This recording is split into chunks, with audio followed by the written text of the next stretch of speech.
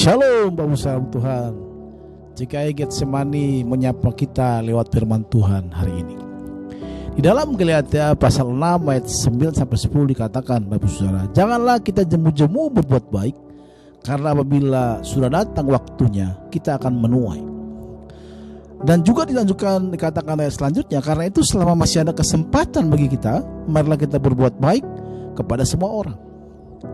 Jadi Bapak Salam Tuhan, kata jemu-jemu di dalam kata aslinya memakai kata ekakeo, ya, yang artinya dalam bahasa Inggrisnya yaitu be wary, ya.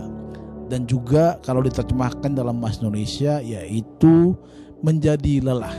Jadi kalau kita terjemahkan kata tadi, Bapak Salam Tuhan, janganlah kamu menjadi lelah, ya. Kata jemu-jemu kita ganti dengan kata jangan lelah, ya. Maka ada lagu jangan lelah bekerja di ladangnya Tuhan, ya. Nah, dikatakan Bapak Salam Tuhan, karena apabila kita tetap berbuat baik, kita akan juga nanti akan menuai, ya. Nah, ini perlu kita pahami Bapak Salam Tuhan, kenapa jemaat di Galatia waktu itu begitu kendor semangat mereka dalam berbuat baik.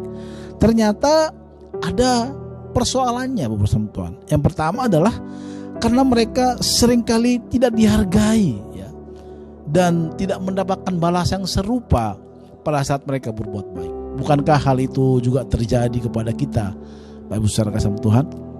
Seringkali kita berbuat baik kepada orang, tetapi balasannya tidak sesuai dengan ekspektasi kita. Malah yang datang kepada kita hal yang kurang baik. Dan juga Bapak Salam Tuhan, mereka sedang menghadapi tekanan, ya, dan perlakuan tidak adil di dalam lingkungan mereka, ya. Dan mereka, iman mereka dimusuhi, ya. Jadi seolah-olah perbuatan baik mereka itu tidak ada artinya. Nah, seperti tidak ada feedbacknya, ya. Maunya kita kalau kita melakukan sesuatu, ya adalah feedbacknya, gitu, ya. Kalau ada feedbacknya, kita semangat gitu. Seperti saya hari-hari ini sedang nge-gym Bapak Salam Tuhan. Kalau saya lihat di foto badan saya udah mulai kurus, saya semangat lagi dalam nge-gym. Tapi kalau badan saya tetap seperti itu, menjadi malas, ya kan.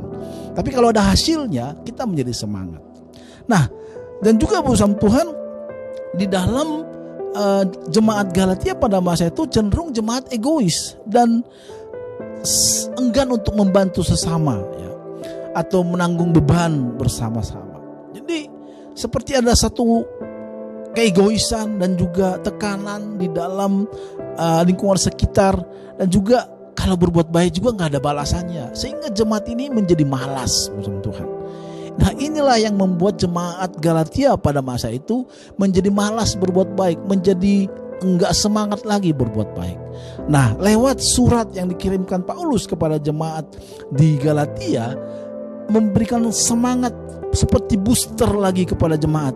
Dikatakan janganlah kamu jemu-jemu berbuat baik, karena dikatakan ada hasilnya kok nanti pada saat kamu berbuat baik, pada saat kita berbuat baik ada hasilnya nanti. Apa itu bersama Tuhan?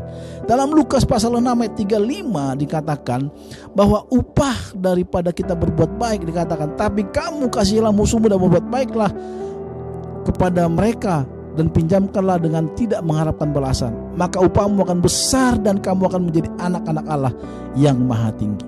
Bersama Tuhan dikatakan upah kita berbuat baik adalah nanti kita akan mendapatkan upah yang besar yang akan diberikan oleh Tuhan. Itu yang pertama bersama Tuhan. Dan kedua, dan kita dibuat status kita menjadi anak-anak Allah. Jadi orang yang disebut anak-anak Allah bersama Tuhan adalah orang yang tetap semangat di dalam berbuat baik walaupun hasilnya tidak sesuai dengan apa yang dipikirkan, tidak sesuai dengan apa yang kita terima. Jadi bersama Tuhan, mari kita sama-sama berbuat baik. Tetap semangat berbuat baik. Jangan kendor untuk berbuat baik kepada sesama kita. Dikatakan ayat selanjutnya bersama Tuhan, dikatakan apa? Karena itu selama masih ada kesempatan bagi kita, marilah kita berbuat baik kepada semua orang. Jadi kalau kita masih diberi Tuhan kesempatan hidup hari ini, tetaplah berbuat baik, karena nanti upah kita ada di dalam kerajaan surga. Tuhan Yesus memberkati kita. Shalom.